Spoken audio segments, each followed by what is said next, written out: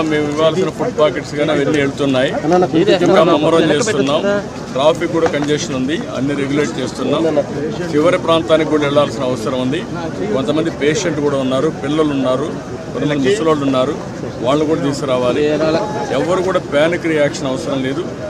అందరూ ఓపిక పట్టండి. 1 గంట 2 గంటల్లో అందరం ఓపికగా ఉంటే ఇంకా తొందరగా పనులు అవుతాయి. అన్నీ చేస్తానని అప్పీల్ చేస్తున్నా. ఇక్కడే ఉంటా, కంట్రోల్ రూమ్ని యాక్టివేట్ చేస్తున్నా. ఎంతవరకు చేయగలుగుతామో అన్నీ చేసి అందరిని ఆదుకుంటాం. 110 పైన బోట్లు పనిచేస్తున్నాయి. అదే మాదిరిగా 4-6 హెలికాప్టర్లు వస్తున్నాయి. ఒక హెలికాప్టర్లో ఫుడ్ పెట్టడం కానీ, లేకుంటే బోట్లో తీసుకుపోవడం కానీ, పేషెంట్లు తీసుకురావడం కానీ ఇవన్నీ జరుగుతున్నాయి.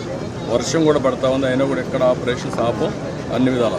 సార్, ప్రకాశం బ్యారేజ్ 69 గేట్ దగ్గర బోట్లు కొట్టుకురావడం ఏమన్నా కుట్రే ఉంది? ఇవన్నీ ఇప్పుడు నేను అవన్నీ మాట్లాడను. ప్రతి ఒక్కదానికి మనం అవన్నీ మాట్లాడడం కరెక్ట్ కాదు.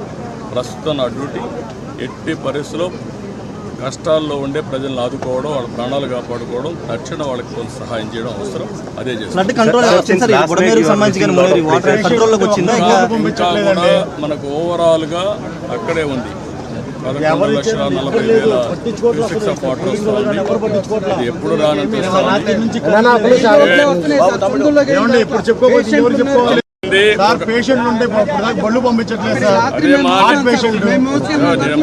ఏంటండి, 1 గంట టైం ఇవ్వండి, చేస్తాను.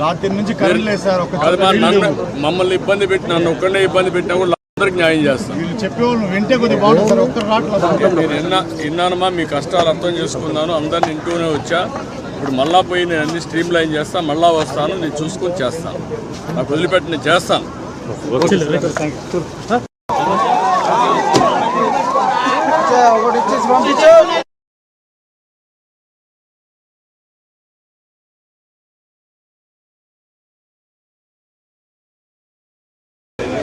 అన్ని సప్లై చేసుకున్నాం, 100 బోట్లు తెప్పించాము, అన్ని నేను ఇక్కడే ఉంటాను, అన్ని సూపర్వైజ్ చేసుకున్నాను. అన్ని ట్రాఫిక్ జామ్ రాదు.